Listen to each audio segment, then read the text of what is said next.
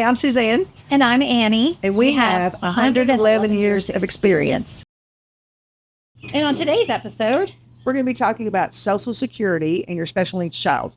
Adult child. Adult child, yes. And I'm going to say we have decided in our family as of right this moment to not pursue Social Security benefits and disability benefits and things like that. We're in a situation that he's done really well with his job. Yeah. And he has a vehicle and he takes care of all of his own insurance needs. He drives. He holds his job. He's doing great. So we have decided that because of that, we're not in a need for that. Now, if in the future we needed it, we can always pursue it. Right. But I didn't feel like at this point in time it warranted it. He's definitely able to work and he's done fine. He's worked there for almost 7.5 years. Wow. So yeah. I didn't realize it was that long. Yeah. So it's good. And they're wonderful there. They all get him. We decided not to pursue it. He has been able to keep his job, do well. He's doing fine now. He can't afford to have his own apartment at this point in time, but he's definitely doing whatever else he really wants to do. If he wants to eat out, he eats out. If he want to go on vacation this summer, he's going to pay for his portion of vacation and stuff like that. So like he can, that's nice. He can do a lot of things. But why did you guys decide to pursue it? Well, because my daughter is not as high functioning as your son. Her anxiety levels and her, I don't even know how you would say it, maturity levels maybe, or I think it's like an emotional intelligence.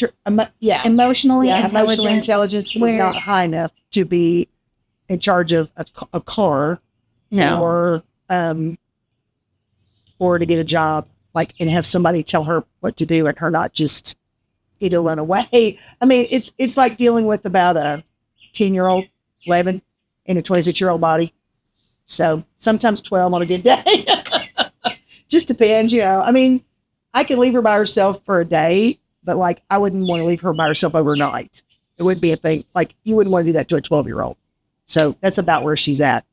And she should not be responsible necessarily for other. Yeah, no. She's just not. That's like her personality does not really lend itself to being that person who's in charge of other people. Right. Pets probably would be okay, but yeah, I mean, maybe she would remember to feed them. I don't know. Maybe. Yeah. Well, I mean, it's probably be one of those things for the list. Yeah, it would have to become part of the ritual. Yeah, the ritual of the day. Yeah, this is how we do our day. This is how we're doing. Yeah. But I think that what have you guys gotten done so far? Well, I called the Social Security place, and we have an appointment on the 7th of July. So we'll be going to our local Social Security office, and we had to have a bank account. That's one of the requirements before you have that meeting that you have to have proof of a bank account so they can. That's her bank account. That's her bank account. Okay. My name is on the bank account as well, but her name is on it as a primary because they have to have some place to put the money to get. They can't they're just not going to give it to you. It's got to go in their name, their account. So that way they can track it, track it all. Yeah. What are you hoping to receive? What's the big part of it that you're really hoping to be able to get out of this? A little bit of help because since I'm retired now, my income got cut in half. So just to be able to buy her groceries that she wants to buy, all her stuff that she wants. Right. Be able to buy when she needs shoes, she has to have inserts like I do in her feet. She has flat feet like her daddy. And so we have to have, arch supports in her shoes so she can even just walk around.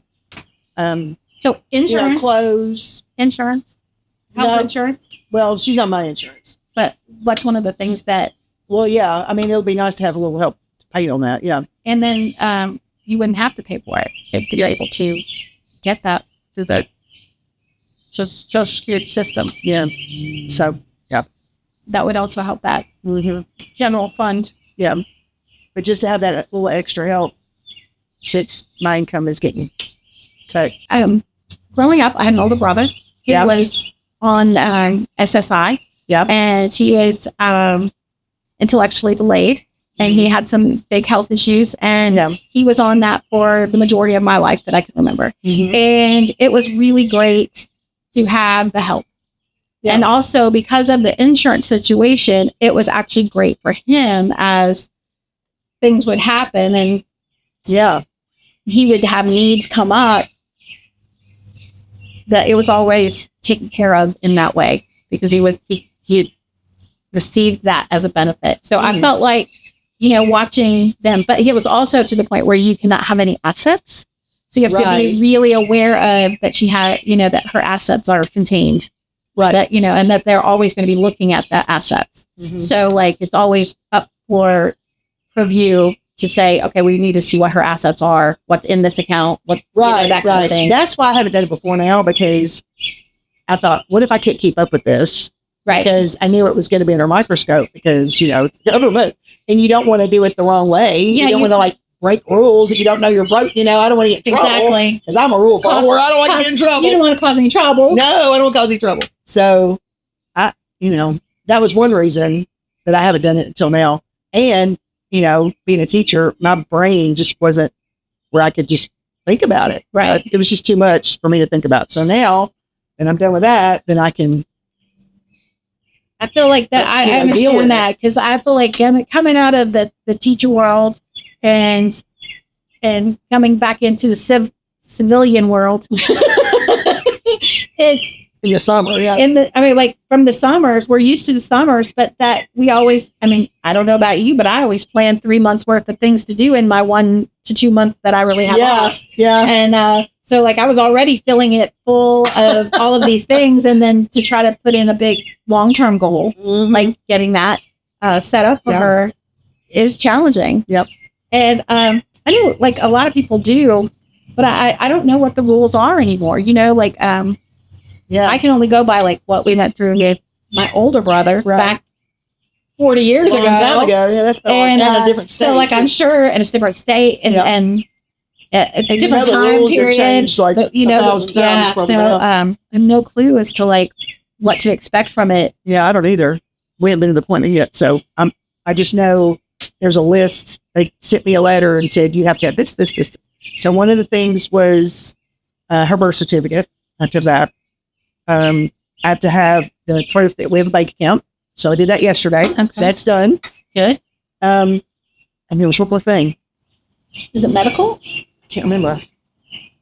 Because she's on my insurance until... No. I mean, like medical records or something like that? Oh, yeah, from Dr. Perkins. Yeah. Saying, like a declaration that she's not able to... Right. That somebody's saying, okay. Yeah, somebody that's not me. Yeah, not just you. Her doctor that she's been going to since she was probably, 13, 14? Mm-hmm. Middle school. Yeah. Middle school, probably middle school age. Yeah, so he's known her a long time. Yeah. So, but they talk like as long as the disability was not before she was like 22 or so. I don't know why 22 was a number, but I was like, oh no, this has been lifelong. But it wasn't anything that she acquired as an adult. This is something that she has had all along. You just haven't pursued it. Right. Mm-hmm. Which is, yeah, exactly. I wonder too, if there's anybody else out there who has been through this that might be like, if there's somebody actually watching this, that they might have some anecdotes, or they might be able to provide some wisdom or, some information about what they went through as parent of an adult child that needs this kind of support. Yeah. Because I know, I always think that you're not the only one. Right. You just don't know it. Yeah. Exactly. You feel like you're the only one because you're the only one going through it at that moment, but you're not the only one. Other people have to go through these kind of things and deal with different things and stuff like that. So for whatever reason, different people have had to apply for Social Security, disability benefits, things like that. Mm-hmm. And I know, like, if it is one of those things where it's happened after you were 22 or as an adult or whatever, that I do know that, like, the chances of you getting it are very slim. But I think that if it's something that you have always had, that your chances have to be different. Yeah. It can't be the same. Where like, oh, she worked up until this point, why isn't she working now? Well, that's much different than, no, she's never. And she's never, ever, ever worked. She's never held any kind of a job. Never.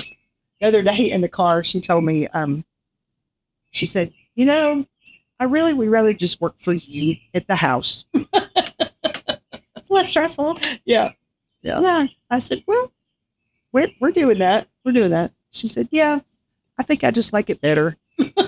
She'd say why, but I mean, and I think it's a little easier. It's a little easier. Like you said, a little less stressful. Less stressful. And I mean, like, that's kind of the thing that we're all trying to figure out is where's that stress line that we can live with it? And where's that stress line that, okay, we're open to overwhelm. Yeah, we can't and she gets overwhelmed so fast. It's so quick. It's so quick. That's why she can't work a job. Because it happens like that. And she could probably do like an hour or two. And then she'd be done for the day. Yep. And she would stop. Yeah, she'd just be like, I'm going to go sit in the chair over here. Yeah. And her supervisor would be like, where are you going? And then she'd go, and then she'd get all that. She'd feel bad. She'd feel like she'd be in trouble. Yeah. She'd feel and she'd self-conscious. She'd feel upset. Mm-hmm. And she would cry. And she wouldn't talk. She would stop talking. Yeah. Shut down. Yeah. Because ultimately, I think that is her response to frustration or fear or an anxious moment that anything comes into like a negative feeling. Yeah. That she goes. Yep. She closes up. Yep. Physically, you can see it. Mm-hmm. You see it happen. She tucks her head down and she pulls her hands in and we'll let her come back out of it. Yeah. Which she does. And she does. Yeah. She's kind of her own. Does she feel bad afterwards? 9 times out of 10, yeah. Yeah. I usually get an apology out of her. Yeah. I would say my son has a tendency to get loud. If he's frustrated, he'll get really loud. But he get, like I said, he burns hot, but he burns fast. Yeah. So he'll get really upset and really angry, and then he'll be like, you can just see his body language change. Yeah. And it is like I always think of like a big dog that barks, and then a big dog that wants to sit in your lap.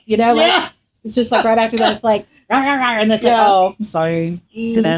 I don't really get it, and I'm sorry, but I can read the body language enough that it's She'll like, say, I shouldn't have done that. Yeah, she does not like it if she thinks I'm mad at her or like frustrated with her. It's very hard for her. She does not like that at all. Right.